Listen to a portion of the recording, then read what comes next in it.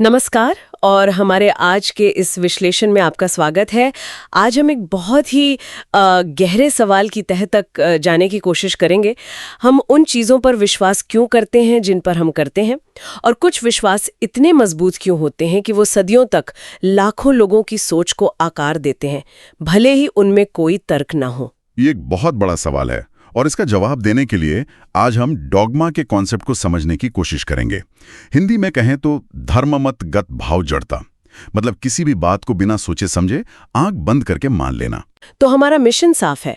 हम ये समझना चाहते हैं कि ये डॉगमा, ये अंधी मान्यताएं, ये काम कैसे करती हैं, लोगों को नियंत्रित करने के लिए कौन से साइकोलॉजिकल टूल्स इस्तेमाल किए जाते हैं, और सबसे जरूरी, क्या इससे बाहर निकलने का कोई रास्ता है। बिल्कुल। चलिए इस गुत्थी को सुलझाना शुरू करते हैं।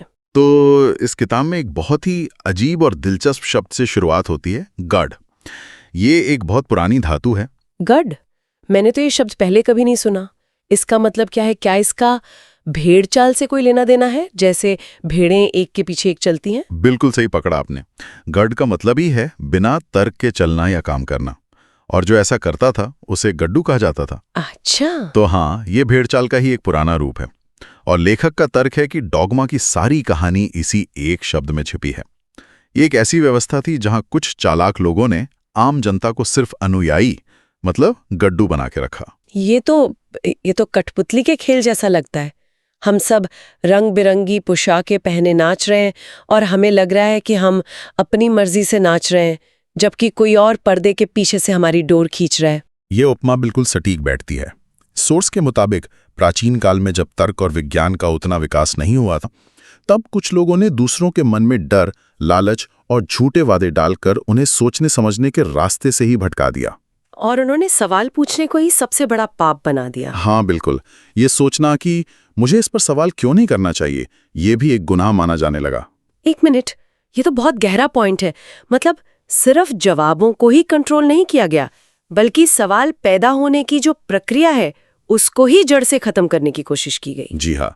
और जब ऐसे कई डॉगमा, कई अंधी मान्यताएं एक साथ जुड़ जाती हैं, तो वो एक इज्म या मतवाद का रूप ले लेती हैं। एक इज्म सिर्फ एक विचार नहीं है, वो एक किला है। एक ऐसा किला जिसके अंदर स्वतंत्र सोच को कैद कर लिया जाता है। और इस किताब में एक और दिलचस्प बात कही गई है कि इज्म का असली काम लोगों को जोड़ना नहीं, बल्कि उन्हें बांटना है। बांटना।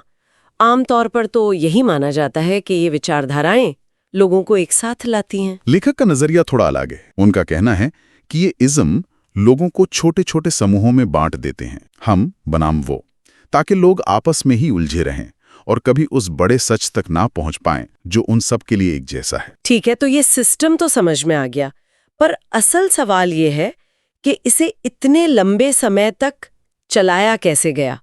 लोगों को सदियों तक भेड़ चाल में कैसे रखा जा सकता है? इसके लिए कौन से हथियार इस्तेमाल किए गए? इसके लिए कई साइकोलॉजिकल टूल्स का इस्तेमाल हुआ। सबसे पहला और सबसे शक्तिशाली था ईश्वर के नाम का इस्तेमाल करना। हाँ, ये तो सबसे आसान तरीका है। ये दावा करना कि ये बात मैं नहीं कह रहा, ये तो ईश्वर का आदेश है, या मुझे सपने में ये ज्ञान मिला है। जब आप किसी विचार को ईश्वर से जोड़ देते हैं तो उस पर सवाल उठाना बहुत मुश्किल हो जाता है ना? और डर शायद सबसे बड़ा हथियार रहा होगा। अगर तुम हमारी बात नहीं मानोगे तो तुम्हारे साथ कुछ बहुत बुरा होगा का डर, यानी हमेशा के लिए नर्क में जलने का डर दिखाया गया। इसका एक बहुत ही ठोस उदाहरण सोर्स में दिए गए एक श्लोक से मिलता है। तो श्लोक कुछ इस तरह है: ब्राह्मणस्य मुखमासीत वाहुराजनो भवत मध्य तदस्य यद वैश्य पद्भ्याम शूद्र अजायत।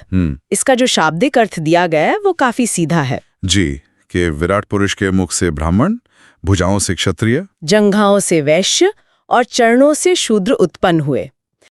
ब्राह्मणस्य मुखमासीत। इस श्लोक की व्याख्या इस तरह की गई कि समाज के अलग अलग वर्ण परम पुरुष के शरीर के अलग अलग अंगों से बने हैं। और इसका मतलब ये हुआ कि जो सामाजिक ऊंच नीच है वो इंसानों की बनाई हुई नहीं है, बल्कि ये एक डिवाइन सिस्टम है।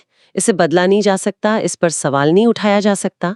ये तो समाज पर नियंत्रण करने का एक बहुत ही प्रभावी तरीका है। हाँ, और सोचिए, अगर उनके सिद्धांत असल दुनिया में काम ना करें तो क्या होता? मान लीजिए किसी ने कहा कि ये पूजा करने से फसल अच्छी होगी और नहीं हुई, तब क्या? तब शायद वो कहते होंगे कि पूजा ठीक से नहीं की गई, तुम्हारी भक्ति में ही कोई कमी रह गई होगी। एकदम सही। अनुयायियों से कहा जाता था कि उन्हें और भी कमर तोड़ परिश्रम करना होगा। यानी गलती हमेशा मानने वाले की है, सिद्धांत की या गुरु की कभी नहीं।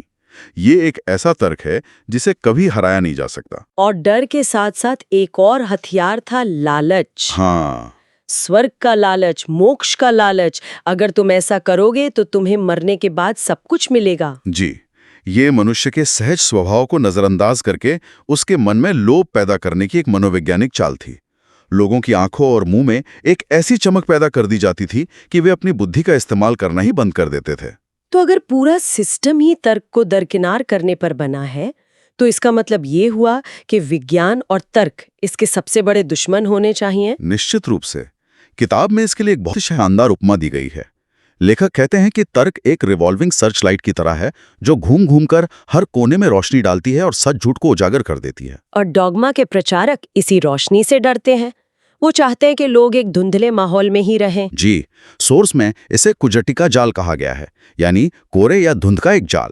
वे नहीं चाहते कि तर्क की तेज रोशनी इस कोहरे को चीर दे। उन्हें डर है कि अगर लोग उन्मुक्त आकाश के नीचे स्वच्छ आलोक धारा में स्नान कर लेंगे, यानी सच को साफ साफ देख लेंगे, तो उनका पूरा खेल ही खत्म हो जाएगा। ये रिवॉल्विंग सर्चलाइट वाली बात सीधे उस गड्ढ यानी भेड़ चाल से जुड़ती है जिसकी हमने शुरुआत में बात की थी। जो लोग भेड़ चाल में चल रहे हैं वे असल में उस सर्चलाइट का इस्तेमाल ही नहीं कर रहे हैं। वे उस कोहरे में, उस धुंध में ही रहना पसंद करते हैं क्योंकि वहां सोचना नहीं पड़ता। इसीलिए तो वे लोगों को कुछ खास किताबें पढ़ने से रोकते हैं। वे कहते हैं कि ये पढ़ोगे तो भटक जाओगे, जबकि असली डर यह होता है कि उन किताबों को समझने से डॉगमा का बलून अवश्य ही पिचक जाएगा। वो जानते हैं कि ज्ञान की एक छोटी सी चिंगारी भी उनके झूठ के विशाल गुब्बारे को फोड़ सकती है। को जरूरत से ज्यादा महत्व नहीं दे रहे। क्या वैज्ञानिक खुद कभी-कभी डॉगमेटिक नहीं हो जाते? क्या तर्क की भी अपनी कोई सीमा नहीं होती? ये बहुत जरूरी सवाल है और लेखक भी इस बात को मानते हैं कि कई वैज्ञानिक पर्सनल लेवल पे डॉगमा में फंसे हो सकते हैं। वो भी इंसान है। लेकिन एक डॉगमेटिक वैज्ञानिक और साइंटिफिक मेथड में बहुत बड़ा फर्क है। वैज्ञानिक पद्धति अपने आप में ही फंडामेंटली डॉगमा विरोधी है। वो कैसे? क्योंकि डॉगमा कहता है ये सच है क्योंकि ऐसा लिखा है, इसे मान लो। जबकि साइंटिफिक मेथड कहता है ये एक थ्योरी है, चलो इसे टेस्ट करते हैं, इसके खिलाफ सबूत ढूंढते हैं, और अगर ये गलत साबित हो जाए तो इसे बदलने के लिए तैयार रहते हैं। मतलब ये एक सतत खुद को सुधारने वाली प्रक्रिया है, कोई अंतिम सत्य नहीं। बिल्कुल। ये दुनिया को जानने के दो बिल्कुल अलग अलग तरीकों के बीच का संघर्ष है। ये टकराव तो आज भी हमें अपने चारों तरफ दिखाई देता है। लेकिन ये मुझे सोचने पर मजबूर कर रहा है कि ये सब शुरू कहाँ से हुआ होगा। इन विचारों की जड़ें कितनी गहरी हैं? क्या इंसान हमेशा से ऐसा ही था? इस किताब के अनुसार इसकी जड़ें बहुत बहुत गहरी हैं। इसकी शुरुआत प्राचीन काल की युद्धबद्ध मानसिकता, यानी समूह या झुंड में रहने की मानसिकता से हुई। अच्छा। उस समय अलग अलग कबीलों में लगातार युद्ध होते रहते थे और अस्तित्व के लिए सबसे जरूरी चीज थी जनसंख्या। जिस समूह में ज्यादा लोग होंगे उसके बचने की संभावना उतनी ही ज्यादा होगी। ये तो बहुत ही सीधी सी बात है। बिल्कुल। और जनसंख्या बढ़ाने की इसी जरूरत ने मातृसत्तात्मक व्यवस्था को जन्म दिया। उस समय महिलाओं को गोष्ठी माता के रूप में पूजा जाता था, ठीक एक रानी मधुमक्खी की तरह, जिसका काम वंश को आगे बढ़ाना है। तो उनका सम्मान इसलिए था क्योंकि वे समूह के अस्तित्व को सुनिश्चित करती थीं। अरे वाह! मतलब जिसे आज हम एक आध्यात्मिक या फेमिनिस्ट विचार के तौर पर देखते हैं, मातृ देवी की पूजा, उसकी शुरुआत एक बहुत ही प्रैक्टिकल, बल्कि कहूँ तो एक सर्वाइवल बेस्ड जरूरत से हुई थी। ये तो सोचने का एक बिल्कुल नया नजरिया है। और यही इस किताब का एक मुख्य पॉइंट है। ये दिखाता है कि कैसे कोई प्रथा अपने मूल उद्देश्य से पूरी तरह अलग होकर एक रूढ़िवादी अनुष्ठान बन जाती है। लोग क्यों को भूल जाते हैं और सिर्फ क्या को याद रखते हैं। और फिर बाद में जब जनसंख्या बढ़ाने की यही इच्छा और तीव्र हुई तो इसी से लिंग पूजा का प्रचलन शुरू हुआ। लोगों की ये मान्यता थी कि इसकी पूजा करने से उनकी संख्या बढ़ेगी। और ये प्रथा आज भी शिवलिंग पूजा के रूप में जीवित है, जबकि उसका जो मूल व्यवहारिक कारण था वो शायद अब किसी को याद भी नहीं है। ये दिखाता है कि विचार कैसे समय के साथ अपना रूप बदल लेते हैं, लेकिन उनकी जड़ें कितनी गहरी होती हैं। तो सवाल उठता है कि अगर हम इन हजारों साल पुरानी जंजीरों में जकड़े हुए हैं, तो क्या हम कभी इनसे आजाद हो पाएंगे? क्या भविष्य भी ऐसा ही धुंधला है? हाँ, और यहीं पर ये विश्लेषण एक बहुत ही एनर्जेटिक और आशावादी मोड़ लेता है, जो मुझे सबसे ज्यादा पसंद आया। किताब का संदेश बहुत साफ और सकारात्मक है। लेखक का मानना है कि हम एक बहुत ही रोमांचक दौर में जी रहे हैं। आज के युवा इंटरनेट और सूचना की इस दुनिया में इन पुराने इज्म पर पहले से कहीं ज्यादा सवाल उठा रहे हैं। हाँ, वो आंख बंद करके कुछ भी मानने को तैयार नहीं है। बिल्कुल, वो अपनी रिवॉल्विंग सर्च लाइट का इस्तेमाल कर रहे हैं। ठीक कहा। और लेखक का मानना है कि जब नई सोच की एक छोटी सी किरण भी इतना बदलाव ला सकती है, तो सोचिए सच्चे ज्ञान का प्रकाश फैलने पर क्या होगा। डॉगमा के ये कोहरे का जाल पल भर में बिखर जाएंगे। किताब में एक बहुत शक्तिशाली छवि का इस्तेमाल किया गया है, पुरातन के जीर्ण कंकाल को त्यागना।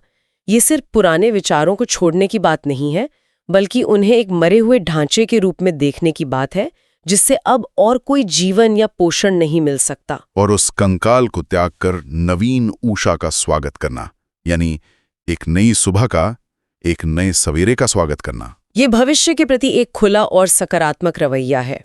ये डरने के बजाय नए विचारों और तर्क की रोशनी को अपनाने का आह्वान है।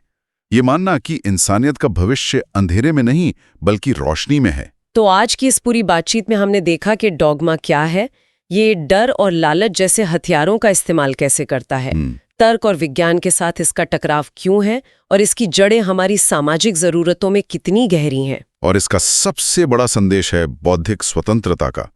ये गड्डू यानी एक अंधी भेड़ से एक सोचने समझने वाला तर्कसंगत व्यक्ति बनने का आह्वान है। ये संघर्ष कोई नया नहीं है। नहीं, संघर्ष नया नहीं है, लेकिन आज हमारे पास अपनी सोच की सर्चलाइट का इस्तेमाल करने के लिए पहले से कहीं ज्यादा उपकरण और जानकारी उपलब्ध है। और अब इस बातचीत को खत्म करने से पहले सुनने वालों के लिए एक विचार। स्रोत अतीत के जीर्ण कंकाल को त्यागने और उस पर अपनी रिवॉल्विंग सर्चलाइट डालने की बात करता है। हमारे आज के आधुनिक जीवन में ऐसा कौन सा डॉगमा या कंकाल हो सकता है? जरूरी नहीं कि वो धार्मिक ही हो, शायद सामाजिक, राजनीतिक या हमारी अपनी व्यक्तिगत आदतों से जुड़ा हुआ, जिसका हम बिना सोचे समझे पालन करते आ रहे हैं। क्या होगा अगर हम उस पर अपनी तर्क की सर्चलाइट डालें? हम क्या देख पाएंगे?